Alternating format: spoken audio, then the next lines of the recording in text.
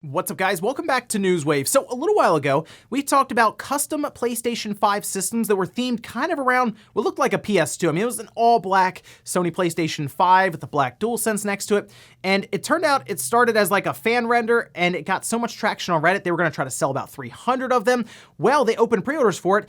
They sold through them, and then they canceled the whole project after receiving, according to them, credible threats. And we'll talk about this here today, because I do have some questions around the entire situation. Also, we are going to talk a bit about Sony being in some hot water when it comes to one of their TVs that they sold for a little while now, promising features that have now just disappeared off the support page. And these were features that would have been a good thing to have, we'll say, with the PlayStation 5 going into this generation. And Scott Pilgrim vs. the World, the game, it's coming out this week, but we did finally have that physical copy announced. Guys, if you enjoy these videos, make sure that like button helps out a ton. And if you're new here to the Small Wave channel, make sure you subscribe down below. And we're gonna start today with those DSi Ware games that were delisted. I think over 200 of them were just delisted overnight. Like January 1st, people noticed that a lot of different games were just missing completely, and it got people pretty concerned. Is Nintendo shutting all of this down? Or are they just ripping everything down now that 2021 has started? Well, it turns out it was indeed an accident, at least for now. That's something I kind of thought about. I said, well, maybe there's like a timer that ticked over with the new year starting and these games just disappeared because they hit a certain value. But a lot of them have now returned. There's just a few that have not. And to be honest, by the time you're seeing this video or even throughout this week, they could be returning as everything gets restored. But some of those do include Face Pilot, Fly with your Nintendo DSi camera, Matchup, Word Searcher 3, 5-in-1 Solitaire, and then a few others. Like I said, at least for now, this appears to have been an accident, but that reality always exists for an all-digital future, where games that are digital completely, yeah, they can just disappear overnight if that's the way it is with licensing or other things. So not the case here. Looks to be an accident, but something to remember going forward. Also, if you were like me, you probably ran and tried to download the Monster Hunter Rise demo immediately. As soon as people were talking about it online and it went up, because we didn't really have a time necessarily, I was just like, I'll see when people are talking about it popping up on Twitter and all of this, then I'll go download it. I did. I went and tried, and I couldn't download it. And it wasn't just me. It seemed that Nintendo's servers were getting absolutely demolished by the traffic for this game. People just trying to download Monster Hunter Rise's demo, which really made me think about going forward, especially on a release date for this game, how many copies they are going to sell. Because apparently right now in Japan, the overall pre-orders are tracking off the charts for Monster Hunter Rise. And we see Nintendo servers just almost halt when it comes to trying to download this demo. I went in, I would try to download it, it would come back and nothing would happen on the main menu. Did that like 20 times, then finally like 40 minutes later, it did pop up on my main menu for the Switch and started to download. The game is pretty good. I think it looks great, and it's pretty quick for a Monster Hunter game. I'm not the biggest Monster Hunter fan, but I will say overall just how agile your character is pretty cool with the wire bug, and there's a lot to play in the demo if you want to go over and over again with it. But remember, it's only about 30 attempts there, and then you can go online or create another profile. Oh, and you've probably heard of Twitch Plays Pokemon. It's where a chat room will see the game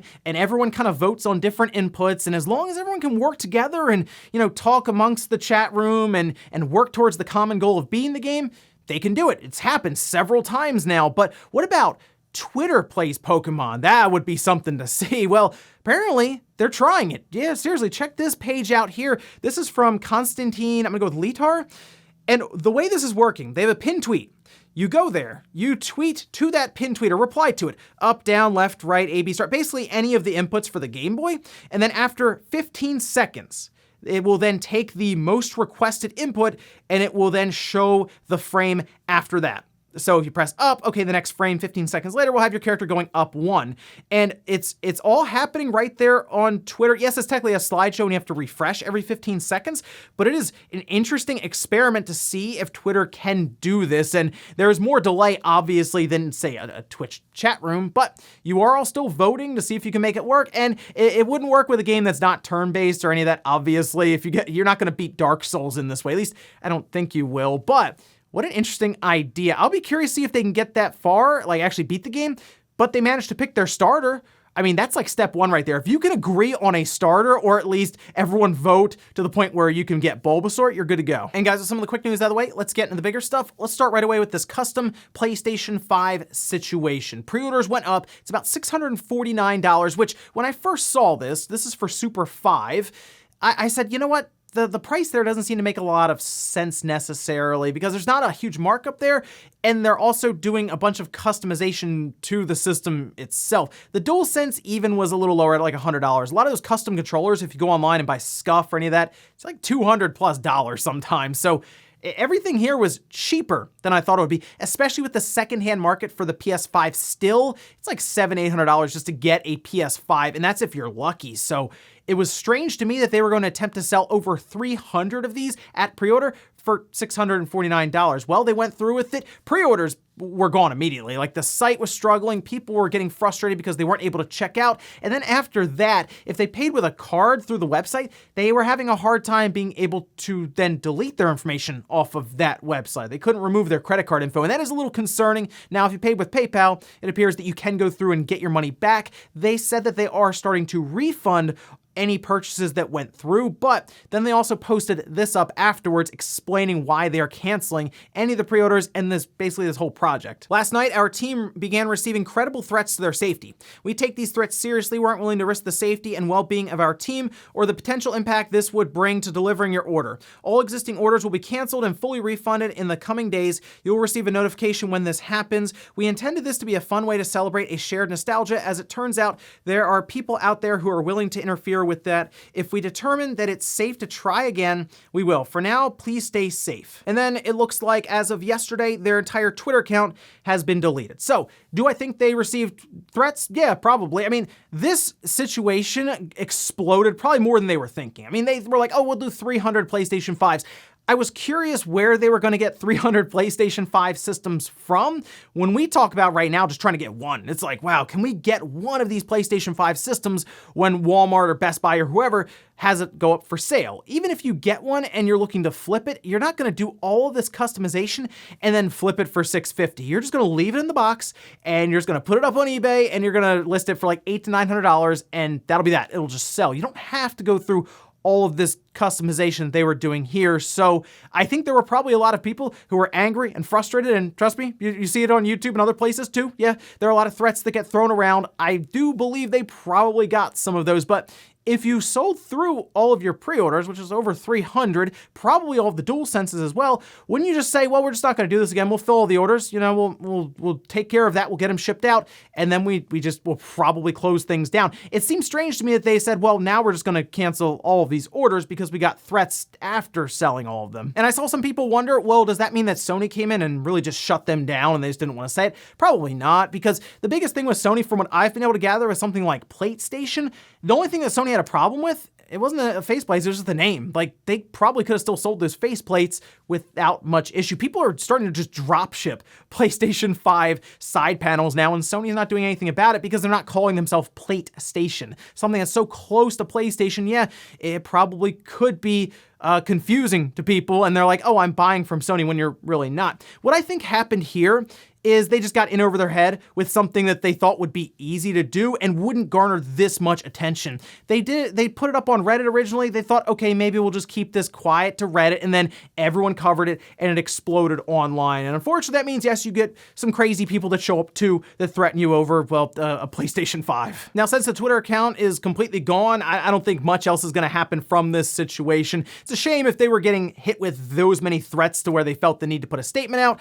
But again, I do wonder if this was just a way they could kind of close everything out and say, you know what, this ended up turning into way more than we thought it would. Oh, and real quick, just to pop in and finish up here with this story, because it potentially could become a bit more serious throughout today going into tomorrow, with a number of allegations starting to go around online that this potentially could have been a scam to just get a massive amount of credit card numbers all at once. While I'm not prepared to absolutely push that allegation forward, I just want to let everyone know who put their credit card info into this website to triple check to make sure that there's no weird purchases, or maybe even just cancel and get a new card. Next up, let's talk about Scott Pilgrim vs. the World, the video game. This is the game that was delisted a while ago and was always the example whenever we talked about the all-digital future of what happens if a game gets delisted and just completely erased. But it's coming back this week. You can pick it up, I believe, Thursday, and we are getting that physical copy after Limited Run Games announced they'd have about a 6-week time period where you can pre-order the game, which starts, again, this week. We can go over to a couple of different editions of the game that they will have, starting with the Standard Edition. These will go up for pre-order January 15th, 7 a.m. Pacific, 10 a.m. Eastern Time, and we can see the Standard Edition has Scott Pilgrim vs. the World, the video game, Complete Edition with physical game for PlayStation 4 or Switch, reversible cover sheet, the Clash at Demon Head commemorative concert ticket, and I like the cover, by the way. It has that kind of Sonic Adventure nod on the front there. Pretty cool to see that. And then we do have the Classic Edition. That's $54.99. That's the game, full color instruction booklet, reversible cover sheet deluxe, plastic clamshell case with reversible cover sheet, sticker sheet featuring art from the game, physical soundtrack, featuring music, which is by Anna Monoguchi, awesome there. The Clash at Demon Head commemorative concert ticket and the overworld map. And then we have the big KO edition at $139.99. That is the game premium hard shell roadie collector's case box. Contents in the case can be accessed by lifting the concert stage. That is really cool looking, by the way. Full color instruction booklet, reversible covers, the Clash at Demon Head commemorative concert ticket, deluxe classic edition clamshell, hardcover Scott Pilgrim vs. the World, the game guidebook, interesting, CD and cassette original soundtrack, full-size wooden drumsticks featuring game art. You have the 3 Sex Bomb guitar picks, Scott Pilgrim loading screen, enamel pin, premium high-gloss foil 7 Evil X's trading card set, and then 2 sticker sheets featuring art from the game. Wow, that is quite the big special edition there, the KO edition. I don't know if I'll go that far with it, although I'm a big fan of the game.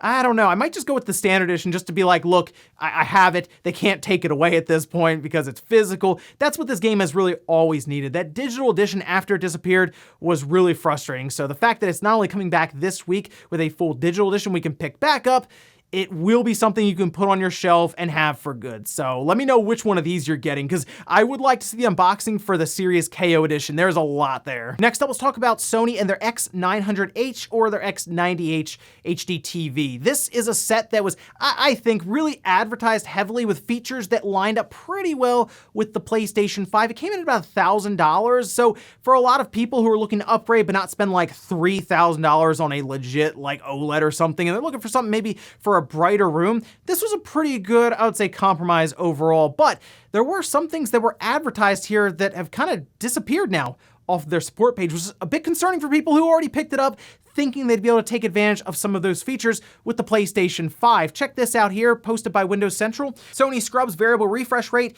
and auto low latency mode upgrade from X900H and X90H TV support pages. And if you look down here on the page, we can see the example set of what it looked like before with the X900H and the 90CH, where it does have both VRR and ALLM checked on both ends. And it does say there are plans to make these features available via software updates. So they were going to have firmware updates pushed in order to enable those, and they did push one for 120 hertz. That was fine. That went through, no problem there.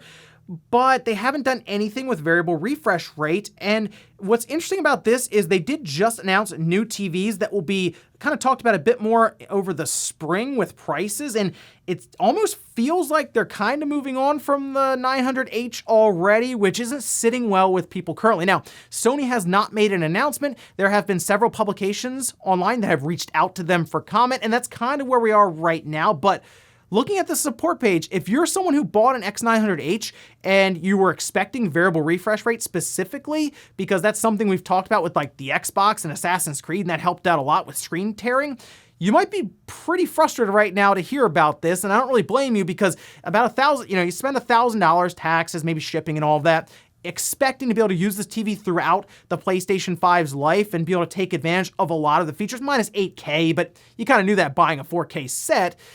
Yeah, I wouldn't be happy. And I am curious if this could lead to anything legally against Sony if they do decide to just try to sweep this one under the rug. Let me know if you bought the X900H in anticipation of a PlayStation 5 or maybe even the Xbox Series X. And now you're like, well, wait a minute. Do I have to buy the new TV from Sony so I can get things like variable refresh rate or auto low latency mode? And in our last bit of news, let's talk about a book that is coming out this spring. We knew it was going to be coming out here because it was was announced last year for the spring of 2021, but now we have the release date and it is up for pre-order, and that is Ask Iwata. And I saw this book and immediately I was like, yeah, I'm grabbing that. I have to, because we've seen and heard about some of these stories that get translated because it was released in Japan in 2019. And since then, sometimes you'll see like Nintendo Everything or IGN or others, they'll get stuff translated from it. And it'll be a really cool story between Iwata and Miyamoto about different things from the past. And it's cool to hear about that side of the business and the industry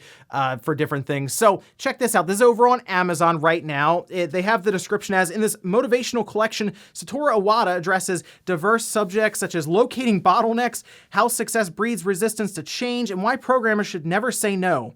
Drawn from the Iwata Ask series of interviews with key contributors to Nintendo games and hardware, and featuring conversations with renowned Mario franchise creators Shigeru Miyamoto and creator of Earthbound, Shigesato Itoi, Ask Iwata offers game fans and business leaders an insight into the leadership, development, and design philosophies of one of the most beloved figures in gaming history. Now, this is coming out April 13th. It's up for pre-order right now for $22.99 on Amazon, and it already has a little #1 bestseller sign right next to it there. It has a hardcover. I went ahead and pre-ordered that one, and there's gonna be some really fun and interesting stories in here from Miyamoto and Iwata. Remember, Iwata, massive history in gaming. I mean, you go back to like Pokemon Gold, for example, and Iwata was one of the big reasons why there were several regions in there when you beat the game, and then you go do a whole nother region. He actually figured out the compression around that to make that work, and it's some interesting stuff there. But then you think about all the stuff that Satoru Iwata did with the Wii and the DS, and apparently Pokemon Go, and just so many interesting interviews with different developers in here, and we would have to rely on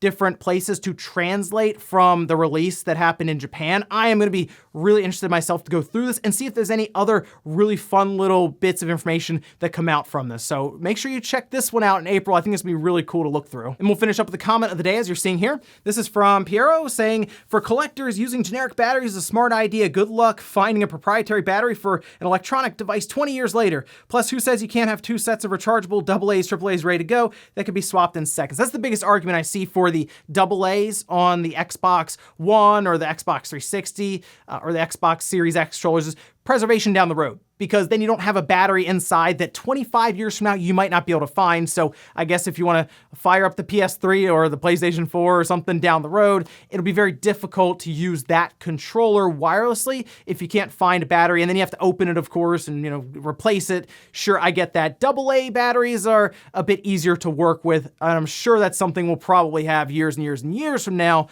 And you don't have to worry about maybe the battery puffing up or exploding inside of it. There are a lot of advantages there for preservation. I think the overall consensus now is that Microsoft is the odd one out for doing it. But yes, people do prefer it at times. And ladies and gentlemen, that's gonna do it here for Newswave. If you enjoyed this video, guys, hit that like button, really helps out. If not, hit the dislike. Leave comments down below about everything we talked about here today. Where's the custom PlayStation 5 situation? Receiving threats, having them cancel the whole thing. What do you think about that situation there exactly? Do you think they really just got threats? They're like, nah, we're not doing it. Or do you think there was a little more, maybe they got in over their heads with the whole thing? Also, what do you think about Sony and that X900H situation, advertising features that would be something you'd use for the PS5, but then taking them off the support page? I don't know, not a good look there right now. And then Scott Pilgrim vs. the World, the game, which edition are you getting, and are you excited to pick it up this week? Thanks guys for watching, and I'll see you next time.